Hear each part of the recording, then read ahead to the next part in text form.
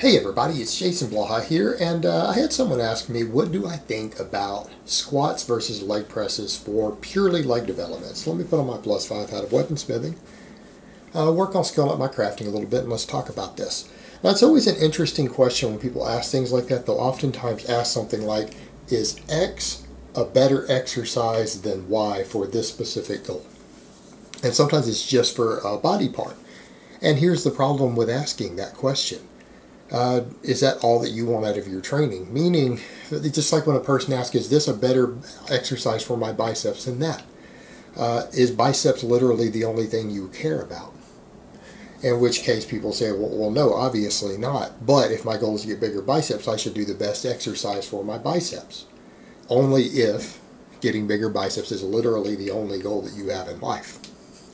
Otherwise, it becomes largely a question of what else does the exercise do, and that's the problem we run into with the squat versus the leg press.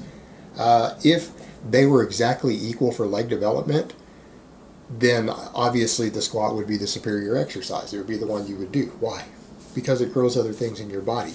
Most people who train their legs want more than just their legs to get bigger and stronger. They usually train more than one part of their body. If your goal was to make sure that other stuff doesn't grow, then the leg press would make sense. And that's the problem with this question. I don't think for basic leg development, I don't think one is particularly better than the other. I really don't. They have their strengths and weaknesses, but I think in terms of overall development, I think you can build the same size legs using squats and squat variations and leg press and leg press variations. I don't think one beats the other. But are you trying to do more than grow your legs? Do you want a stronger core? Do you want to be more athletic? Do you want a stronger back? See the things we get into here. Does the squat have accessory strength that carries over to other exercises that you might care about because you're doing those to make other body parts grow? These are the questions that we have to ask. So when it comes to overall size and strength, the squat is a superior exercise all the way around. Because nobody goes to the gym just to train their legs. Well, there might be an exception. I hate to say nobody, because there could be people who don't have arms and maybe just go into the gym to train their legs. And, you know, really messing with a squat could be a lot of problem for them. And okay, so they might be the exception. But I hate to say that because someone out there will come up with some crazy exception of an individual, a 1 in a million person who might actually do that, and that's okay. But generally speaking, most people who train their legs aren't in the gym purely to train their legs, in which case the squat wins out, and the squat has a lot of athletic carryover to general athletic performance. Now, are there situations in which the leg press does make sense? Yeah. If you're pushing your core beyond what it can handle, let's say your core, your spinal erectors, everything else, your whole thoracicolumbar sling. Let's say that because of your various training that you're doing, that you're pushing it to its recovery limits, but you still feel that you need more volume in your legs, or maybe particularly a weak point in your legs. In which case it makes sense because your core and everything else is so fatigued from the other training you're doing, and you have a specific need. And people need to understand not everyone has a specific need. A lot of people out there are going to get as much leg development as they would ever want from their squats and deadlifts and stuff like that. This is really context dependent. Or certain people might have range of motion issues that they're still working with, and different things they're working with as far as their squat goes, and so they need the leg press to get the leg development they're not quite able to get from the squat yet. Such as Brittany, we've had different issues with her hips, and we do use the leg press right now as a supplemental exercise at the end of the workout. So in that specific case, it makes sense. Or again, in the case of someone who is deadlifting a relatively large amount or doing a lot of power cleans and clean and presses, and they need more leg development and they can't handle any more volume of squatting than they are currently doing, the leg press makes sense to add into their routine if they need more leg hypertrophy at that point, and they are now limited by their core, they're limited by their recovery due to axial loading, things like that, in which case it makes sense because the leg press doesn't really cause recovery issues through those areas. It doesn't add extra work to them. But the problem that a lot of people run into when they try to use the leg press purely as a replacement for the squat yeah, they can develop legs just fine, but they end up with a weak core. They end up with a weak thoracolumbar sling. They end up not being as overall strong as they might be. They end up with less maybe back development than they could have gotten.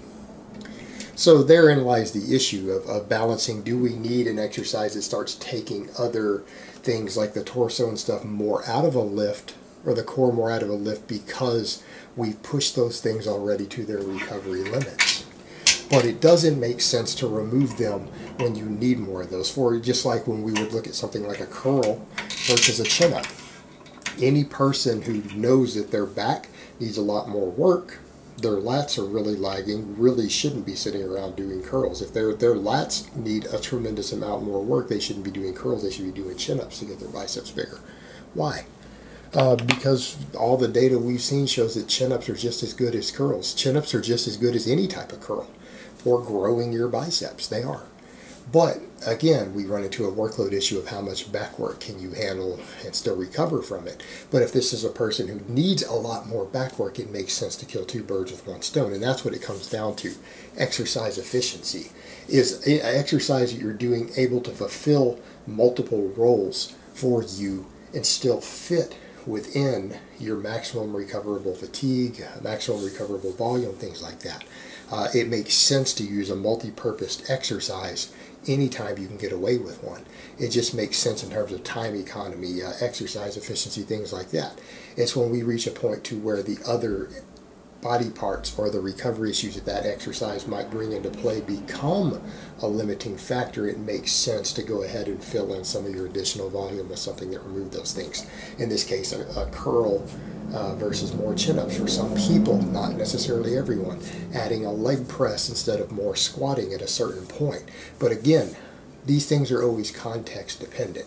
Most people out there, unless they have a specific reason, would probably get more mileage focusing on the bigger exercise that works more muscles. Sorry about that noise, guys. I guess they're doing construction next door. But in that context, and that's the way to look at it, it doesn't mean that everyone out there automatically needs a leg press, everyone out there automatically needs a curl, and it doesn't mean that we jump up and say one exercise is better than another. Every exercise is a tool, or in some cases a tool that fits multiple roles, but using the right tool at the right point in your program is better, rather than saying what's better for legs, leg press or squat, because that's not really the right question. Answering that question is probably not going to help you reach your goals, because that's not necessarily the context of all your specific goals. And like anything else, I think for most people, more squatting is generally going to be superior overall, but the leg press can be a valuable tool. It does have its place in some people's routine, and in some people's routines, in the place where they have it, it is possibly the perfect exercise and superior to the squat in that context. Alright guys, but that's really all I have to say on that today. I hope it's been informative, and I will talk to you guys next time.